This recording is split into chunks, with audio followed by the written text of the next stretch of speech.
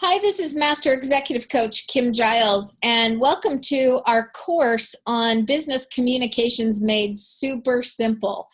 And today I'm going to share with you our communication formula, which is a simple 5 steps that if you will start practicing in every single conversation you have, you will find that you can handle any situation in a way that's both strong and nice, and you can give feedback and you can handle conflict, and you won't have confrontation, you won't have hurt feelings, defensiveness most of the time if you'll use this formula. And I always tell my clients, it's so magical. It will give you the best quality conversation possible with that person. Now I say it that way because there are going to be people that you interact with who are so deeply in fear that they really are not capable of showing up in a way for you to listen to what you have to say. They don't have it in them. But we're going to set them up with the most secure environment possible so that if there's any way that they have it in them to actually be able to show up for you, you'll be able to bring that out. And that's what we're going for. And I have to tell you, this communication formula is something that I teach my executive clients, and they all say it's one of the most powerful things that they learn from us. So I'm excited to share that with you today. So I'm going to do some screen share here. Let's get this up. Okay. It didn't work. Be patient with me 1 second because I'm going to get this screen share. There we go. Okay. This is our incredible communication formula, and I'm going to put it on here a little bit bigger so you'll be able to see it, hopefully, on your device. Now, before you even go into a conversation with somebody, there's one piece I want you to understand first. The minute that you start a conversation with another human being, they can sense the state that you are in. If you are in a state of fear or if you're in a state of trust and love and clarity. And that tells them subconsciously, before you even say a word, if this conversation is going to be all about you or if it's going to be about them. And what I mean is, when you're in fear, you're in a selfish state. Your focus is on one thing, getting whatever it is you need to quiet that fear. And that is all you're capable of. So if you start a conversation and you're scared and nervous to have the conversation, the other person's going to feel that. They're going to feel this fear energy in it, and they're going to think one of 2 things. One is that this is a threatening conversation and I better be on guard, and my walls are going to be up before you've even said a word. They're going to be in a defensive position. Okay, or they're going to sense that fear and they're going to pounce on you, and it will get confrontational because they sense fear as a weakness, and we don't want either of those things to happen.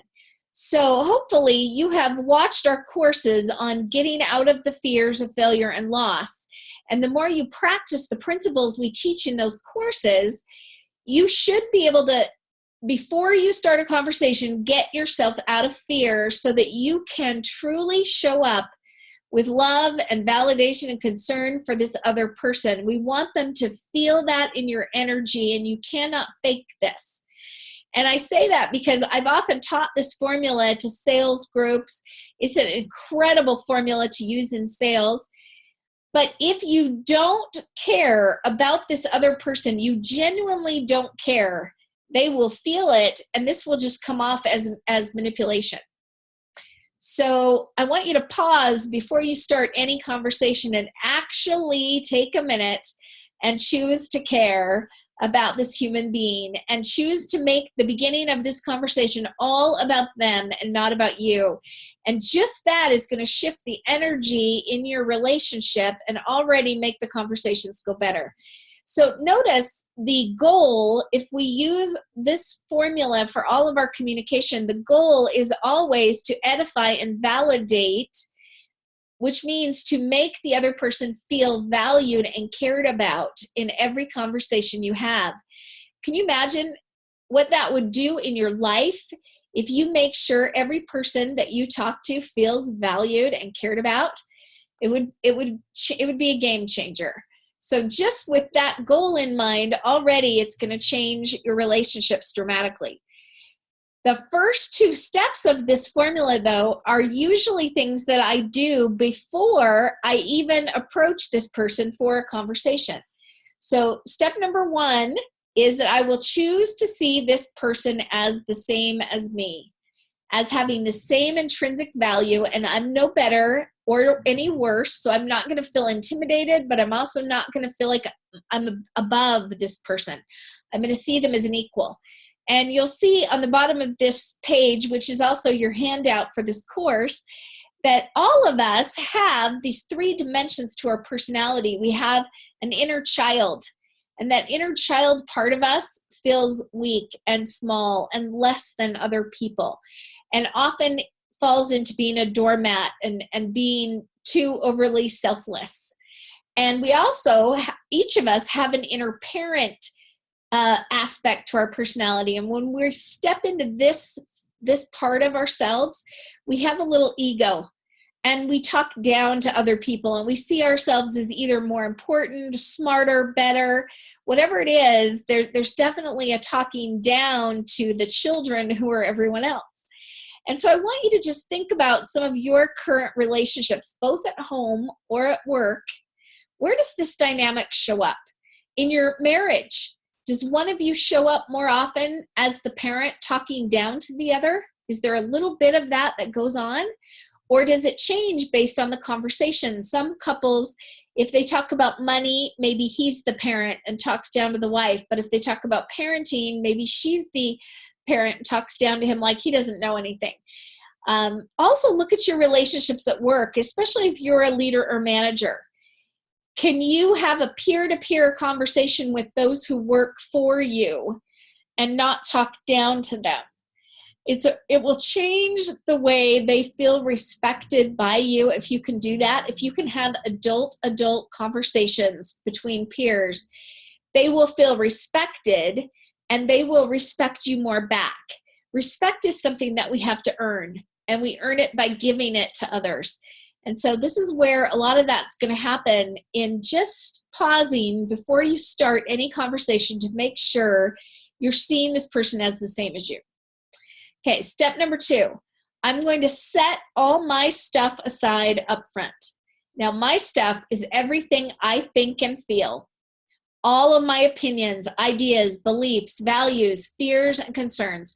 My agenda, all the things I really, really want to say to this person have to be left in another room up front so that this conversation can start being all about them and showing up for them. So take a minute and take your agenda and all your feelings and everything you want to say and put them in some other room, shut the door, and be ready to go to step 3 as the first step of the actual conversation. Now, this is actually the magic part of this formula. This is where we make this other person feel valued by taking your time to ask them questions about what they think, about what they feel, about what their values or beliefs are, opinions, ideas on this. What do you think? And do you have any fears or concerns about this? And let me clarify that we can have a topic that we still want to talk about. Your topic isn't necessarily an agenda. An agenda is what you want to have happen at the end of the conversation. The topic is what we want to talk about. So you can have a topic. I just want you to start the conversation asking questions about what they think of the topic and listening actively and validating them.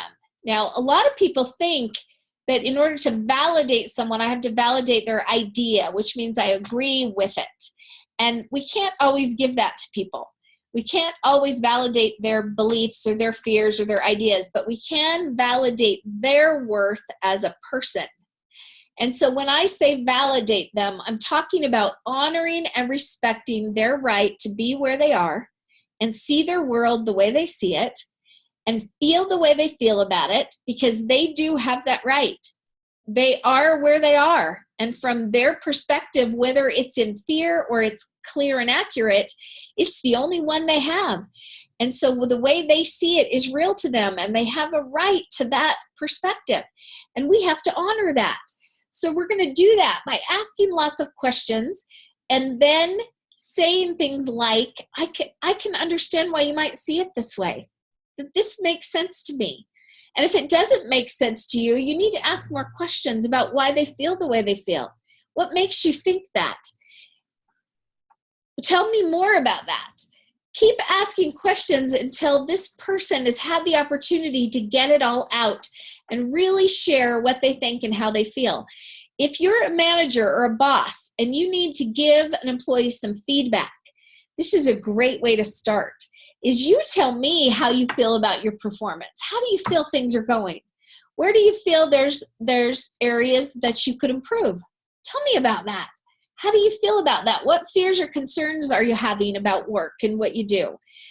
Give them a chance to really own their perspective around their performance or whatever it is you want to give feedback on. And after you've spent a lot of time in step 3, and actually with the people you love at home, I would recommend you have a lot of conversations where you stop at step 3. You just show up and listen and validate and stop there. And you need to have a lot of those conversations with people that you care about so that they feel cared about, respected, and important in your world. On occasion, though, you will need to have a chance to give feedback or advice or share your own feelings about a situation. And if that's the case, you can go on to step 4. Now, step 4, when I teach this to my executive clients, it's not a step, it's a rule. That from now on, I am not allowed to say anything, to share my opinion, give advice, make a suggestion, tell my story, anything that's my stuff, unless I've asked permission to do so first. And so permission questions can sound like this. Hey, would you be willing to let me share a couple of my observations about that? Would you be willing to give me a couple minutes to kind of explain before you say anything? And get their buy-in. They have to say, yeah, sure, I give you that space. I give you permission to bring me into your world now. Now, often with my children, my teenagers or adult children at home, I'll say, hey, would you ever be open to some advice from mom on this? Or would you be open to a suggestion? And they will say, no, not really.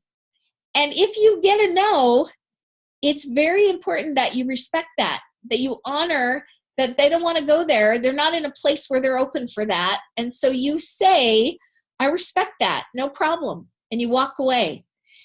Now, there are some conversations with employees or children where it's not an option. We have to have this conversation. But it might be an option when we're going to have the conversation. So I might ask, hey, would you be open to letting me give you some feedback and talking about this issue right now? Or are you not in a good place today to do it? Would you rather do it tomorrow? And even that permission question shows them that you honor and respect them. And it will go a long way in all your relationships if you will really practice asking permission before you speak at all. So ask permission, get permission. Then you may go on to step 5. Now, step 5 is really a way to make sure that when you finally get to speak, you don't offend. Right? You've done so good to create this really safe space where good communication can happen, where both of you can feel safe enough to share your real feelings. Don't blow it by attacking the person now. So here's a couple rules to prevent you from attacking. Number 1, I want you to focus on I statements, not you statements. So don't say, you have a tendency to do this, and I've noticed you do that.